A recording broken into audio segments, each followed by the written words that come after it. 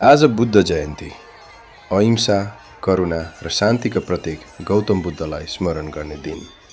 तर सिराहामा भने यसै दिन हजारौं पशुपन्छीको बलि दिने परम्परा।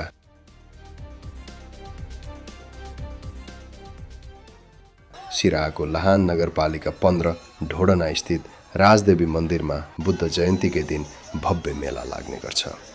लाहान बजारदेखि करिब 7 किलोमिटर उत्तरमा रहेको यस मन्दिरमा प्रत्येक वर्ष हजारौं बोका, कुखुरा, हाँस र परेवाको बलि दिइन्छ।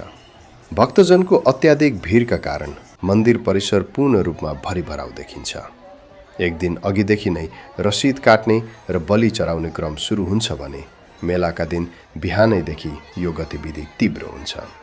मेलालाई व्यवस्थित गर्न नेपाल प्रहरी, सशस्त्र प्रहरी, ट्राफिक प्रहरी र स्थानीय स्वयंसेवक परिचालन गरिएका छन्। विभिन्न सङ्घ संस्थाले निशुल्क खानेपानीको व्यवस्था समेत गरेका छन्। स्थानीयका अनुसार यहाँको बलि प्रथा करिब 127 वर्ष पुरानो हो। किम्वदन्ती अनुसार वैशाख पूर्णिमाका दिन देवीले सपनामा बलि चढाएमा सबै समस्या समाधान हुने सङ्केत दिएपछि यो परम्परा सुरु भएको बताइन्छ। भाकल पूरा हुने विश्वासका कारण श्रद्धालुहरू पशु बलिसहित सुन चाँदीका सामग्री समेत चढाउने गर्छन्।